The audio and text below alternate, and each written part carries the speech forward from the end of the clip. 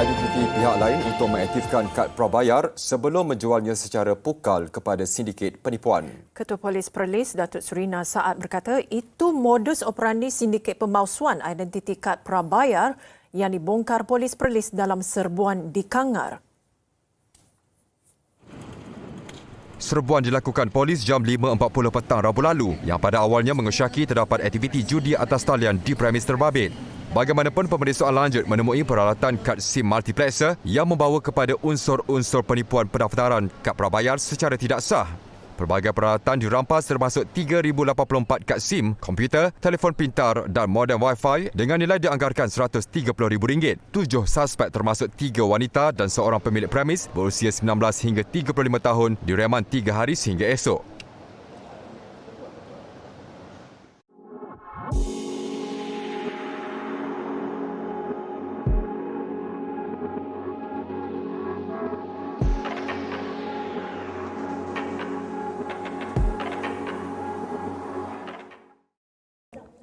Ketua Pengarah Jabatan Siasatan Jenayah Bukit Aman, Datuk Seri Abdul Jalil Hassan juga senada agar POKA segera dikuatkuasakan semula. Jelasnya perkara itu akan turut dipanjangkan kepada Kementerian Dalam Negeri dan Pejabat Peguam Negara. Bagi pihak PDRM khasnya JSJ, kita telah mengambil kira semua kali idea-idea, pandangan-pandangan daripada para panel yang kita temui pada pagi ini, dan kita dapati ia amat-amat manfaat pada kita. Dan kita akan bawa idea-idea ini untuk diketengahkan bersama Pejabat Peguam Negara, bersama dengan Kementerian Dalam Negeri bagi memastikan agar undang-undang pencegahan ini akan dapat dikembalikan semula kuasa pada pihak polis. Tadi sebelumnya kita membahas begitu ya mengenai pengaturan-pengaturan, sebetulnya hukum di Indonesia sudah cukup mengatur begitu ya mengenai penipuan dan pencurian.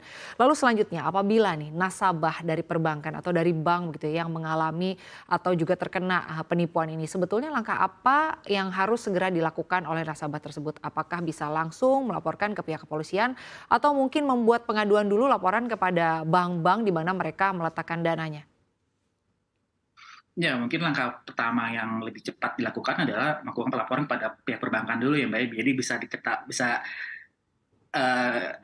langkah limitatif, risiko limitatif gitu. Maksudnya saya, jadi misalnya ternyata dananya sebelum semuanya ditransfer atau belum sempat ditransfer itu kan bisa ditahan dulu oleh pihak perbankan.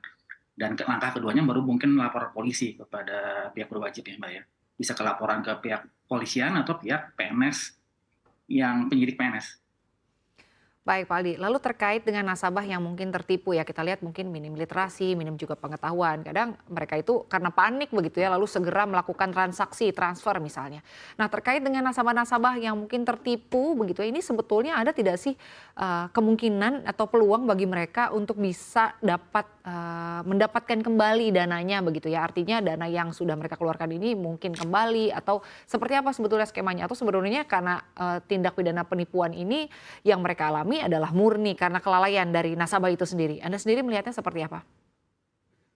Iya, seperti saya bilang tadi, bisa dibilang, kalau bilang bisa, karena hukum mengatur mekanisme itu dari penuntutan yang dilakukan dari kejaksaan, nanti dari surat tuntutannya itu di requisitornya akan diminta tuh aset-aset yang sudah disita dari pelaku ini bisa dikembalikan kepada para korban. Gitu kan, itu makanya tergantung dari aset-aset yang bisa disita oleh si pihak berwajib ini, yang bisa diamankan dari para pelaku ini itu berapa banyak, dan nanti tinggal dari kejaksaan dan pihak pengadilan, hakim untuk memutuskan bahwa semua aset ini akan dikembalikan kepada para korban.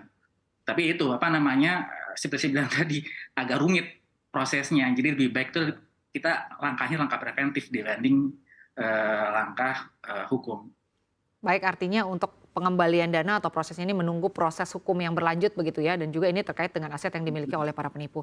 Lalu selanjutnya Pak Ali, ini kan kalangan banker mengakui modus penipuan tengah berkembang belakangan ini dan beragam sekali begitu ya modusnya. Banyak nasabah bank yang mendapat email dan juga telepon atau WhatsApp begitu ya mengaku-ngaku sebagai customer service atau pegawai dari bank tertentu. Nah, informasi palsu yang diberikan meliputi adanya kenaikan biaya transaksi hingga menawarkan program-program yang ada di bank tersebut. Mengenai fenomena ini yang dianggap sebagai social engineering begitu ya, alias soceng begitu ya. Bagaimana tanggapan Anda terkait hal ini? Apa sebetulnya yang harus dilakukan begitu oleh kita semua begitu sebagai nasabah begitu? Karena kadang-kadang kita juga tidak bisa membedakan begitu nomor telepon yang masuk apakah ini benar nomor telepon penipu atau tidak, atau bahkan mungkin bisa-bisa saja bank benar-benar melakukan kontak dengan kita. Apa yang perlu dilakukan? Apakah kita mengabaikan saja nomor telepon yang tidak kita kenal, atau sebetulnya seperti apa langkah yang paling tepat bisa kita lakukan agar kita bisa terhindar dari proses atau pelaku penipuan seperti ini? Ya, oke, kita tentunya mempersiapkan diri dengan pengetahuan juga ya Mbak. Ya. Jadi kita harus tahu juga nih kontak center yang memang digunakan secara resmi oleh pihak perbankan untuk menghubungi para nasabahnya ini. Jadi begitu kita dapat telepon atau dapat WA atau dapat SMS dari nomor yang bukan resmi, itu bisa kita hiraukan. Dan mungkin langkah keduanya juga kita bisa jangan langsung percaya. Jadi kita begitu kita terima WA, kita terima telepon atau kita terima SMS itu kita langsung konfirmasi kepada pihak perbankan. Ini benar nggak? Ada permintaan seperti ini gitu. Jadi kita seperti saya bilang tadi, langkah preventif lebih bagus daripada kita mengambil langkah hukum. Baik Pak Aldia, semoga saja instansi-instansi terkait, lalu juga OJK misalnya, bank-bank juga terus memberikan edukasi ya kepada masyarakat bagaimana caranya bisa terhindar dari kasus-kasus penipuan seperti ini. Terima kasih Senior Associate Lawyer Perjoto & Associate Rizaldi Pratomo Yudo telah bersama kami bergabung untuk memberikan insight-nya dalam segmen khusus Legal Money. Sehat dan sukses selalu.